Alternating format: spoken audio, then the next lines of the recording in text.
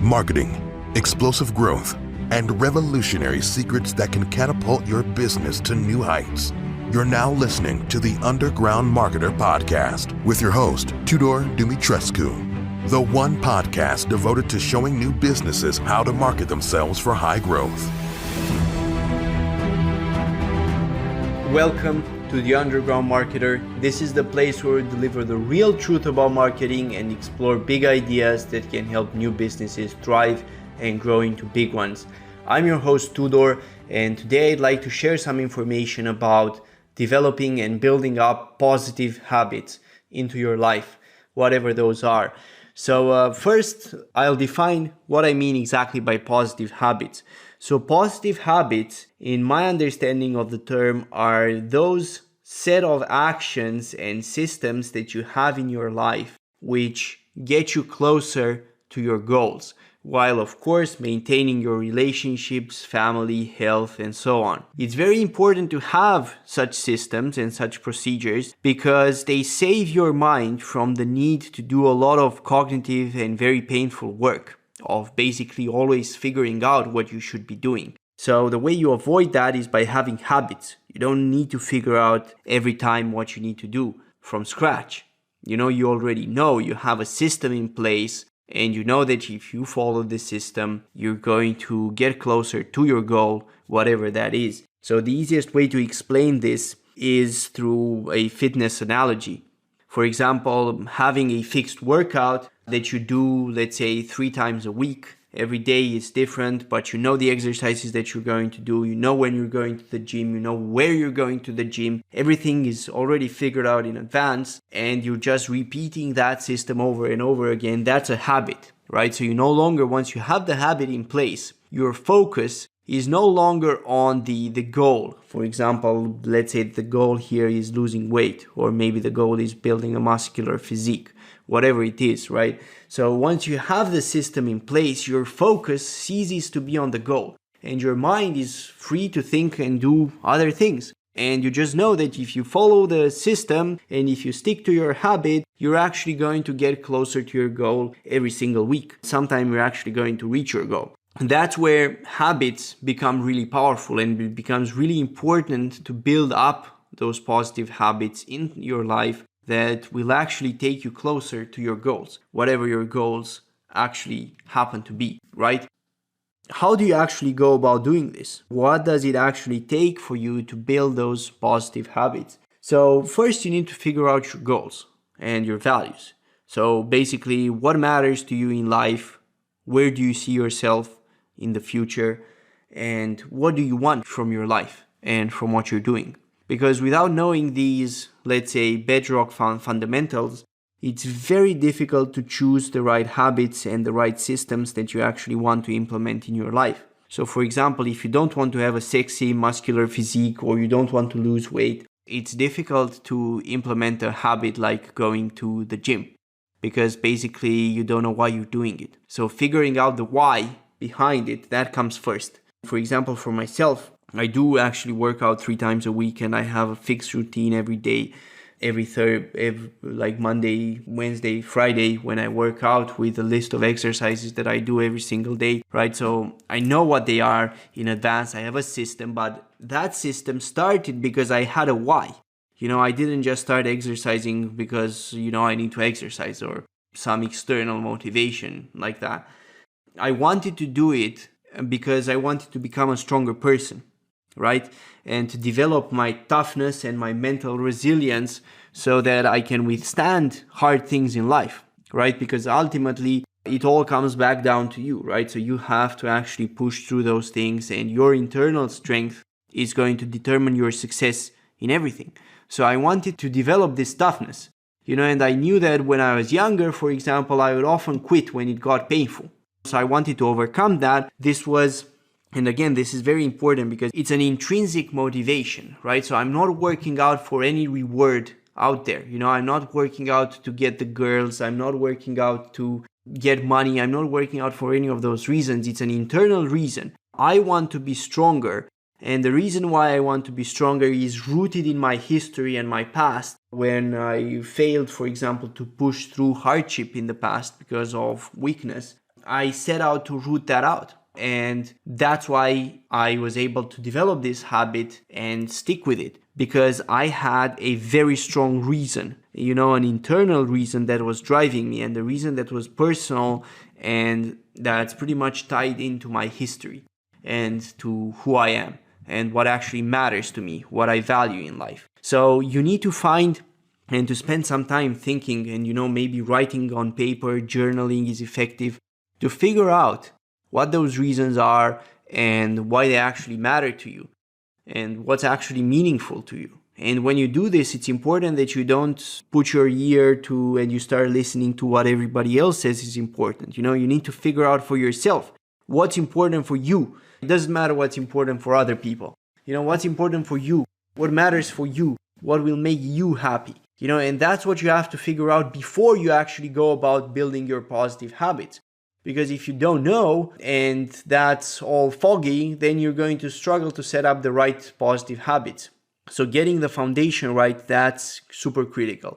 And making sure that you actually have an internal motivation, something that comes from within you, and not an external motivation, which is some reward or punishment that the outside world is going to deliver to you if you, for example, fail to stick with a habit. That's the foundation. Now, once you have your foundation in place, obviously it becomes much easier to figure out what you actually need to do to achieve that. So you can start simply by, for example, doing some research about how other people have achieved similar results to what you're looking to achieve, right? So in the case of working out, that's very simple. In the case of starting a business, again, you're going to look at people who wanted to start a business similar to yours and what steps they took and how they got their clients and so on, and you're going to be able to basically implement similar strategies. In neuro-linguistic programming, this is actually called mirroring, right? So you're going to find people, and modeling. So you're going to find people who already did and achieved what you're looking to achieve and develop in yourself, and you're going to look at their process and the habits that they had themselves. And then you're going to mirror and model those habits and apply them yourself to achieve similar results. So for example, in my case with working out, I researched the right workouts that would help me build muscle and develop pain tolerance the fastest. And obviously I chose one of them and then started implementing it. I tailored with it several times because I found out that one thing that was very difficult for me was if it was very long. So for me, it was better that it's high intensity and shorter than low intensity but very long. So that's exactly what I've done. And it also helps me because I save a lot of time, right? So I only need to work out 30 minutes in a day. I don't need to work out 2 hours. Some people, they go 2 hours and they sit at the gym, and most of that time, 1 hour plus, is time that they spend resting, chatting, looking around, basically not working out. And then they only actually work out for a couple of minutes. Whereas if you make it super short, then you force yourself to do it high intensity and train as hard as you can for that time so that you actually finish as fast as you can. The next step is basically finding out the system and the habit that you want to implement. After you have the system and the habit, you have to start implementing it step by step and to have self-compassion so that you forgive yourself when you start falling off or you miss a day or you fall behind for whatever reason. And this has happened to me as well, right? So you will start implementing. Typically, you will be able to implement your habit easily the first few times. Maybe, for example, if your habit is working out every week, you're going to be able to do 20 weeks of working out, whatever, right? You have that high motivation initially and you can just do it. After some time, you're going to find out that you start to procrastinate and maybe you take more time before you get started. Maybe you try to do other activities, so you don't do it. And it will get to a point where at some point you're going to fall behind, and maybe you miss a day. And the risk here, if you don't develop self-compassion, is that you're going to basically start hurting yourself mentally and blaming yourself for failing, and you're going to struggle to actually maintain the positive habit because you're directing a lot of negative energy back at yourself, and that's not helping you in any way. What you need to do instead is that you need to develop self-compassion. So if you fall every now and again, that's no problem. You always leave the past behind. Ask yourself, why did I fail? What actually happened? Maybe, for example, I procrastinated before working out to the point that it got so late that the gym closed or whatever, and I couldn't do it. Figure out what went wrong and then find out strategies to help you overcome that. Like, for example, I don't feel like going to the gym. I'll just put my shoes on and head out the door, and I'll see what happens by the time I reach the gym. So maybe that's what you do. Whatever you do is you have to find strategies and figure out strategies that are going to help you overcome those roadblocks that you met when you started failing. So that failure is actually essential. A lot of people who don't develop self-compassion, they start blaming themselves for that failure. But actually, in that failure, you can find what you need to actually build your positive habit and make it permanent. The answer is always in that failure. And you have to dig that answer out, right? And make sure that you apply it in the future. So your focus should always be on the present and on the future and on using the past not to blame yourself, but as a source of drawing lessons and learning and basically improving yourself. And if you do this for long enough, then you're going to pass that period, because as I said in the beginning, it's always easy to maintain the habit. At least for most people. There comes a period in the middle which is like the dark night of the soul, where every day you dread it and you feel like giving up and you feel like you can't maintain the habit. And most people, they start failing 1 or 2 times then, and because they don't have self-compassion and they start blaming themselves, it all spirals downwards and they forget about the positive habit and they go back to their old way of being, right? That's what happens to most people. So the way you circumvent that is that you develop self-compassion, you look at learning from the past, you don't blame yourself, and you focus yourself on the future and on developing the strategies that you actually need to be more successful in the future and to prevent the problems that you encountered in the past. And after you do this and you go through this period of, let's say, failure for a couple of weeks, but it's not complete failure. Like sometimes you fail, right? But then other times you're still successful and you're still trying to maintain your habit despite the failures. And that's the key. If you pass through this period, let's call it, in spiritual terms, they used to call it the dark night of the soul, when nothing seems to be working, everything seems hopeless. If you persist enough through this period, you're actually going to move beyond it. And once you move beyond it, there's actually a shift that happens in your identity. And it's not something that happens just cognitively. It's something that physically shifts in you. You just become a different person. And your habit after this becomes a part of you and who you are. And then it's much easier to actually maintain it and increase it. And the more you practice to control and to discipline your mind to follow the habit, the easier it's going to become. And the less you practice, the more difficult your life is going to become, because you're going to move further and further away from your goals and living in regret, right? And nobody wants to do that. And that's why you have to go through this process of building up your positive habits and of making sure that you actually are moving, you actually know what your goals are, and you're doing your best to move ahead towards your goals, even if it means pain. All positive habits are going to be painful. Brushing your teeth every night, that's painful. It's never going to be pain-free. So the whole point of this is that you have to discipline your mind to the point where you can take control of your mind and you can get yourself to do the positive habit despite the pain, where you either, there's a lot of ways to actually deal with pain when it comes to positive habits. And we're going to actually cover this in a later episode about dealing with pain when it comes to building positive habits, because there's a lot to say there and we're already at the end pretty much of this episode. To summarize briefly, to develop positive habits, first you have to be aware of your goals and your values so that you understand what's important to you and where your life is headed. Once you're aware of that, then you can start to figure out what habits or systems you need to put into place to make sure that you are always moving towards your goals and your values every single day.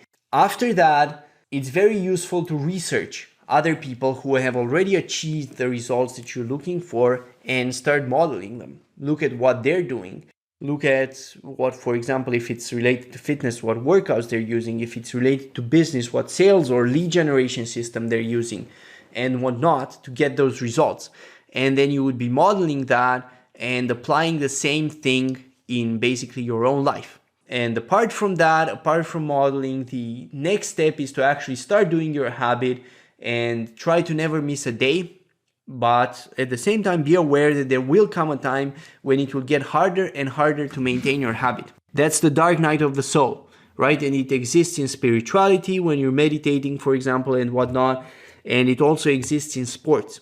Even though nobody talks about it, I've encountered it every single time in my own life, right? So you need to be able to pass through this dark night of the soul. When everything seems hopeless, when you start failing, when you start not being able to stick to your habit. So how do you actually pass through this period? And the way you pass through this period is by developing self-compassion, right? So you look at the past as a way to learn, not as a way to blame yourself. And then you develop new strategies to circumvent whatever was holding you back and whatever made you miss out on your habit. So for example, I gave you my own example with weightlifting. Let's say that you procrastinate doing it to the point where it gets too late and the gym closes and you can't do it, so you missed it for that day. If that happens, then you know what happened. What happened was that you started to procrastinate. So what caused you to start to procrastinate? What did you do next? What can you do next time and prepare in advance so when the same thing happens, you know how to react and you know how to overcome it. So that's what you need to figure out. Figure out a new strategy, basically, implement it. Start getting a few more wins around your belt again. Maybe you're going to fail one more time. Doesn't matter how many times you fail. You're going to get back up and you're going to try to learn from it and you're going to try to prevent it in the future. But by all means, don't start blaming yourself. Never blame yourself and never get negative on yourself, and always focus on the present and the future. And of course, after you do this, as I said, you're going to reach a period where you're going to have a shift in your identity and it's going to become a part of you after you pass through this dark night of the soul, if you persist. So that's why it's very important that you do this. There's also much more to be said about using your mind to push yourself through pain, because all positive habits involve pain. But we won't be able to have time to fit it into this episode. So that's pretty much what I wanted to share for today. So as usual, stay tuned for the next episode, and until next time, remember, keep growing your business and providing massive value to the world. You are the reason why we're all growing richer, our freedoms are expanding, and we're all living in greater prosperity. Thank you.